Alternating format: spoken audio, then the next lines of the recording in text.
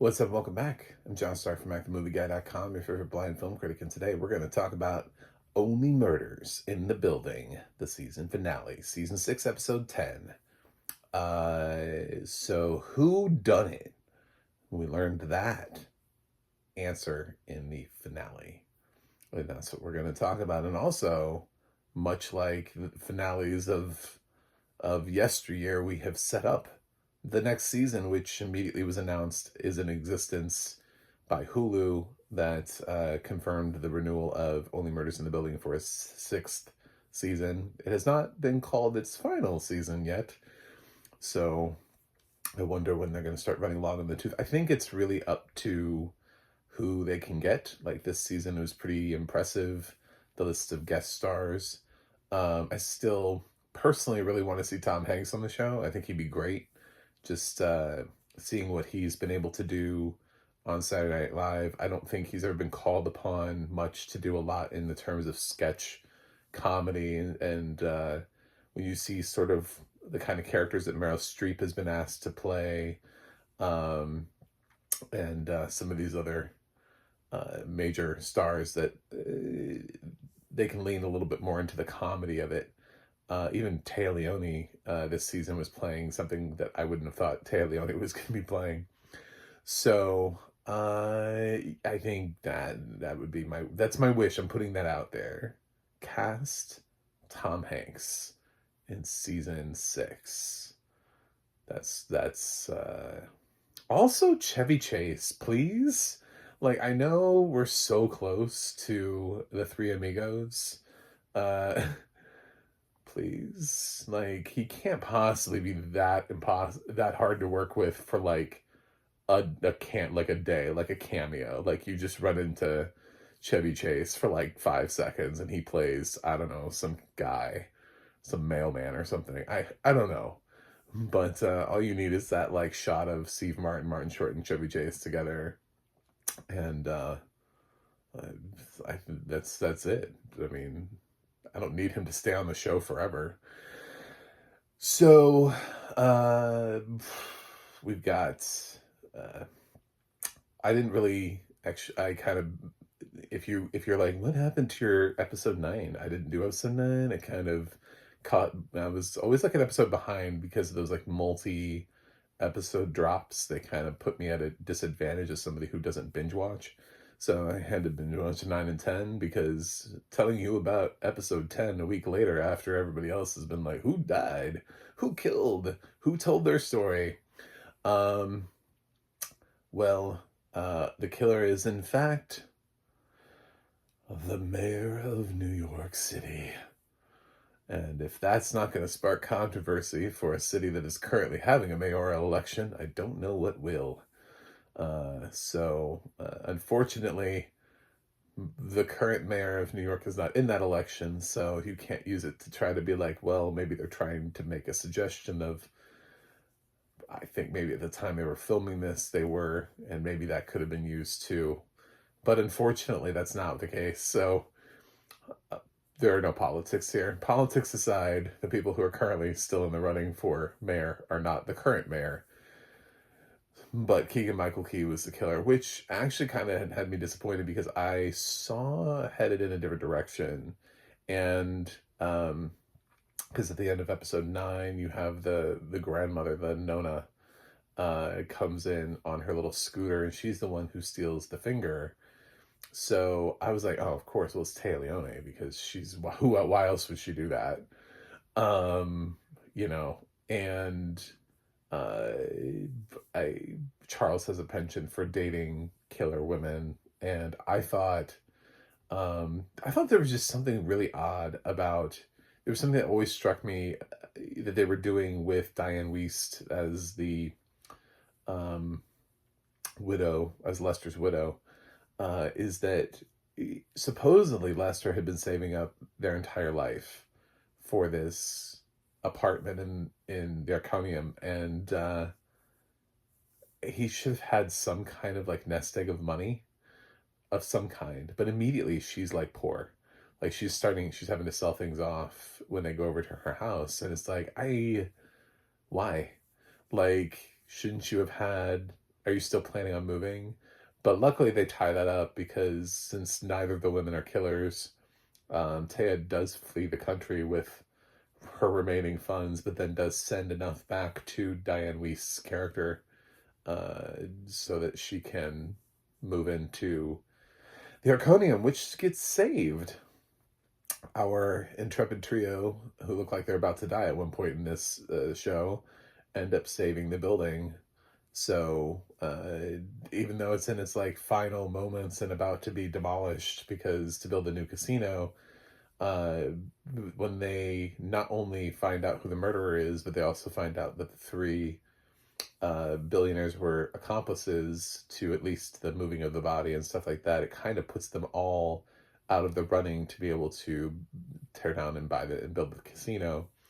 So that deal that was corrupt from the beginning that they made was null and void, and therefore they can't destroy the casino, I guess. We didn't get that much into it. It's a 40-minute episode. So how we get there is that our trio, they go down, they call up the billionaires, and they head down to the basement, the room, the gambling room, whatever, the VIP lounge, and confront our billionaires. And they know it's one of them. They're like, okay, so has to be this. One of them has to be a lover of Téa Leoni's character, but who? And since some of them wear gloves, they're like, well, maybe it could be a fake finger. And then it turns out Logan Lerman never lost a finger, that they were just doing that to try to bait the person who had the finger into thinking that it was them. But all of them have all of their fingers. And so they sort of also entertainingly bring along, since they know it's not Téa Leoni, because the whole backstory is that Nikki found out that Téa Leoni had a boyfriend, was, hooking up with somebody on the side, and who was it? And they got really upset, and Nikki was like, I'm gonna kill that son of a bitch.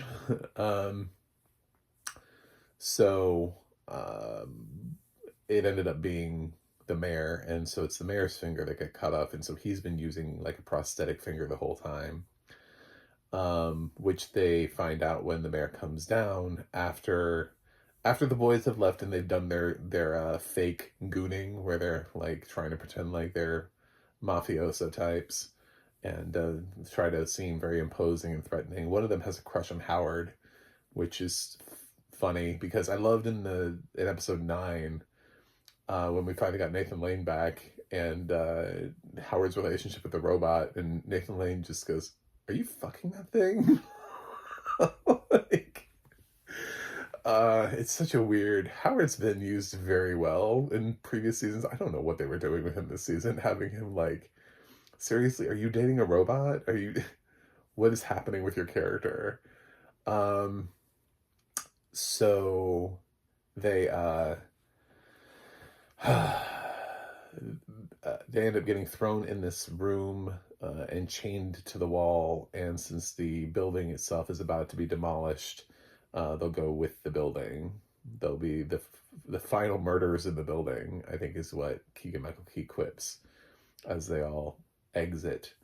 I had some questions about why Howard just didn't know why, like, to go back down, and because there's something about how Howard was like preventing people from going down there, but like if he knows they're down there and he knows they didn't come back up, I feel like that's an immediate sort of like, because they didn't really stifle Howard, but yet the mayor supposedly shoved past Howard to get down there.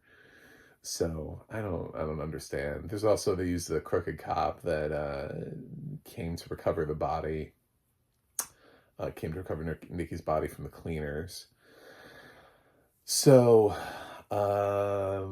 yeah, it's they end up getting out thanks to the help of the friends, like Thea throws a little like musical soiree that distracts enough down there in the VIP lounge, and then Charles does some sort of crazy mind-bending magic shit that gets him out of his change, and then they pop out in the room, and they had a phone that was at a table that was recording the whole time, so they recorded the mayor admitting to the murder, and that has him set off.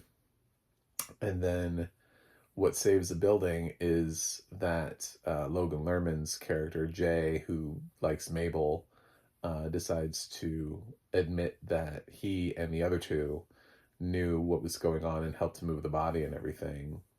And so he takes what Mabel said to heart about how he doesn't consider himself a bad guy, and he hopefully this is the olive branch, but he's put in handcuffs and taken away. I don't think any of these characters are going to get, let's face it, they all have stupid like amounts of money and they didn't actually kill anybody. So all they did was like tamper with evidence or accessory to whatever. And I think probably what we're going to find out is if any of these characters want to be back in season 6 or they want them to be back, like Logan Lerman, they will be back, because they'll be like, what was your jail sentence? I had 7 days probation and time served. It'll be something like really just sort of like, some example of their crazy privilege. So everything seems to be right in the world. All the people who were still hoping to stay in the Arconium get to stay. It shows life coming back to the Arconium, people moving in. And Howard is still, I guess, emotionally attached to the robot, but also might be dating one of the kids, because he comes in and he's like, oh. So one of the kid that likes him shows him with Howard at the end a little bit, and we see that Diane Weiss got the money, got a stack of money, and was able to move in the Arconium. She's sort of comically sitting there too, like with a stack of money in her lap, staring out of a window, and I'm like, I love this show, but none of this makes any sense right now. When you think about it, like, it's all done for our purpose. Like, there's just so much of that in here that is done for our purpose. And watching the whole kill sequence too, with the mayor and Lester, and the catch to the camera in the bird's nest or whatever, and how Lester had this little like whistle that triggered the camera. So a lot of it was just for our amusement as audience members. But the final thing that we see is there's a cut to Tina Fey's character doing her podcast over in London. And she's talking about this crime that happened over there. And there's this girl that she believes is innocent. And the only way to save her is to send her to America, where she'll be safe. And then all of a sudden we see this girl that's with red hair that's walking up to the Arconium and drops dead right outside of the Arconium. And then they have the hilarious conversation where Howard's like, wow, I mean, isn't that just such a shame, because it's like, it's out here. If she just made it like a few more feet. And they're like, well, really, what is in the building? I mean, Lester was technically in the courtyard. So, I mean, what about the airspace above and around the building? Like, when is that? Because apparently she's so close to, and then they're like, well, if she had just been behind these bars, here, and then, so her last dying move is to reach her hand up and grasp and put her hand the other side of the bar so that her hand has encroached upon the area that would allow them to investigate the murder. And then they see that it's Tina Fey's character that was killed from something, and we'll find out in season 6, which they've already announced is going to London. So, well, at least the creators have. Hulu hasn't verified that, and they also haven't cast season 6, so no new cast members have been announced. As far as returning cast members, because if you're going to change locations like that, Well, you're definitely gonna get your core three are staying. So Steve Martin, Martin Short, and Selena Gomez. They did up Howard to a series regular, so I don't know how they're gonna bring him along, but he will be utilized no matter what next season, to full extent to the full extent of whatever. And I fully expect to see Meryl Streep and Paul Rudd, who they've made like an eternal commitment to at this point, because it's not like Martin Short's not still married to Meryl Streep in the show, and Paul Rudd just keeps finding a new way to show up as another character. So even if they don't use the robot again, I fully expect him to come in somewhere as another character. Um, as far as anybody else, it just depends on how much time they spend in the Arconium to whether or not we're going to see characters like Richard Karn's character or Nathan Lane or anybody like that who breeze through, who have been a part of the show before. As far as characters introduced this past season, I don't think we're going to see Téa Leoni again. We might see Diane Weiss because now she does live in the Iconium, so she's become a more likely character to see.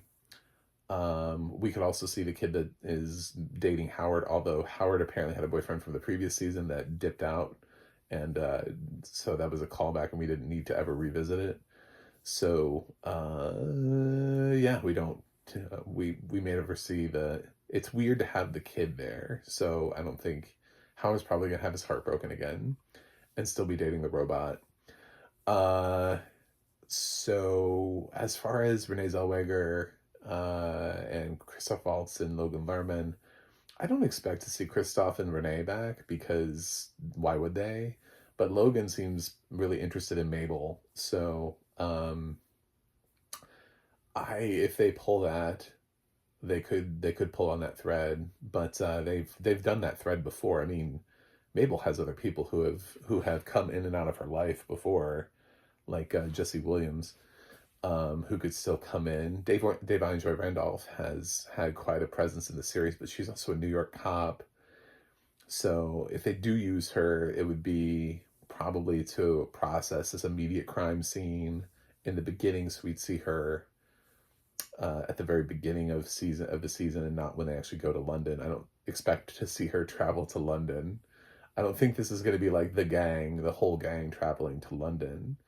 I think it's possible that Meryl Streep could meet them in London, so she could be over there. Like she could take the opportunity to fly to London because she doesn't live in New York right now anyway. But for the people who live in New York, if they're not part of the podcast, it feels weird for them to go. I could see them finding a reason for Howard to go by officially announcing that he's some sort of production assistant or manager or something like that. But even for characters like Thea, if she's still living in the top suite, I don't see her going to investigate a murder. Like I just like none of that makes any sense. So, but anybody could pop up in an episode. So as long as they still technically live in the building, most likely traveling to London would be Meryl Streep, I think, and then we'll see. But I don't think they're going to have her come to the Iconium just to have everybody else leave and then go to London. I think you're going to have so many characters that are going to be already that they're going to have to leave behind. That they're going to cram into whatever the first part of the season is before they head to London. That yeah, in the setup to why we need to go to London and the processing of the crime scene, those kind of things. Picking up where we left off type stuff. They're gonna have so many of those characters that that they're not gonna bring her back just for that. So she'll meet her hubby in London. Anyway, did you guess Keegan Michael Key as the killer? The other killer was Lester. It's sort of. I mean, you see that he hit Nikki over the head with the wrench, but it wasn't fatal. And then Nikki fell on Lester, and Lester was holding the the uh, cleaver or whatever, and so he fell onto the cleaver that Lester was holding because he fell onto Lester. So he kind of fell into the thing that ultimately kills him, but Lester didn't actually like jab him with a cleaver. So Yeah, I did not have Keegan. I thought it was weird that he was in the show, but we've had so many people who have popped in, and because he's the mayor, I was like, well, this could be a recurring character because the mayor of New York, they're in New York.